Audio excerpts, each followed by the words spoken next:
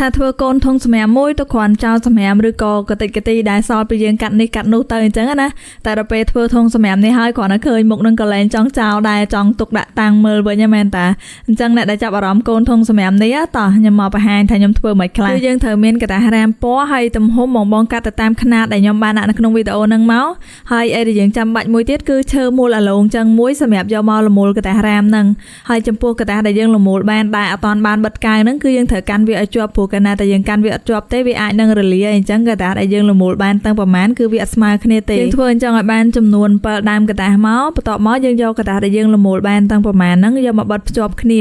ចំពោះការបិទបងត្រូវបិទវាឲ្យស្មើលើស្មើក្រោមហើយមកប្រទេសដែលបិទចំនួន7ដើមនេះគឺយើងត្រូវធ្វើអញ្ចឹងឲ្យបានចំនួន2មកណាបងប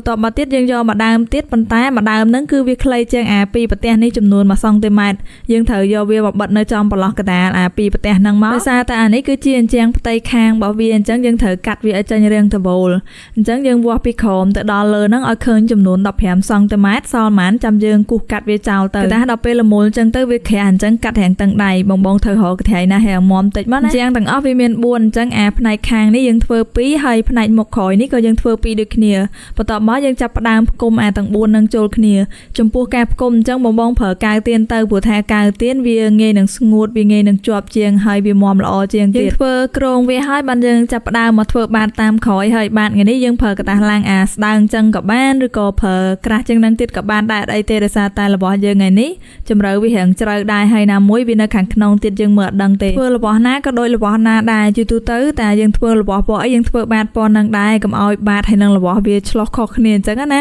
តែសំខាន់របស់ដែលខ្ញុំធ្វើថ្ងៃនេះពណ៌ឡើងលឿងឆ្វាចហ្មងហើយធ្វើធុងសម្រាប់ទៀតអត់មានតែគួរអីច្រើនទេហើយពណ៌ដាក់តែ2ពណ៌នឹងឯងក្នុងនេះខ្ញុំអត់ដែរបានបញ្ជាក់ប្រាប់បងទេគឺគ្រប់វីដេអូហ្មងគឺការដាក់បាតនេះយើងមិនមែនដាក់អញ្ចឹងហើយវាជាប់ហ្មងឯណាគឺយើងដាក់វាអញ្ចឹងហើយបានយើងមកបិទកាវនៅអាផ្នែកខាងក្រោមនេះតាមក្រោយហើយកាវដែលបិទហ្នឹងក៏មិនមែនកាវกระดาษដែរគឺយើងត្រូវប្រើកាវទៀនណាបានវាជាប់ឥឡូវយើងចូលមកដល់ចំណុចសំខាន់មួយទៀតហើយគឺការធ្វើកំហបវាខាងលើហើយចំពោះกระดาษគឺយើងលមូលដូចតែគ្នាទេប៉ុន្តែបើຂະຫນាតឬក៏ប្រវែងអីហ្នឹងបងមើលតាមដែលខ្ញុំដាក់ហ្នឹងមកបន្ទាប់មកពេលដែលបិទចូលគ្នាអាម្ដើមដាច់ដលៃនេះយើងត្រូវធ្វើវាឲ្យវែងជាងគេព្រោះដើម្បីដាក់វាផ្ទើទៅលើអាចន្លោះអញ្ចឹងខាងពីរហើយកតាឃើញបិទជាប់គ្នាទាំងផ្ទាំងអញ្ចឹងប៉ុន្តែអត់រឹងទេណាទន់អាឡែអាឡែអញ្ចឹងយើងត្រូវការយកឈើមកបិទអបវាបន្ថែមទាល់ឲ្យវារឹងទៀតព្រោះថាធ្វើកំហបបើកំហបទន់អាឡែអាឡោអញ្ចឹងក៏បិទបើកអត់ស្រួលដែរអញ្ចឹងយើងគ្រាន់តែធ្វើប៉ុណ្ណឹងមកហើយយកវាទៅដាក់បន្តុកពីលើអាខ្លួនធុងសម្រាប់ហ្នឹងទៅហើយយ៉ាត់តិចច្រឡំបិទកាយ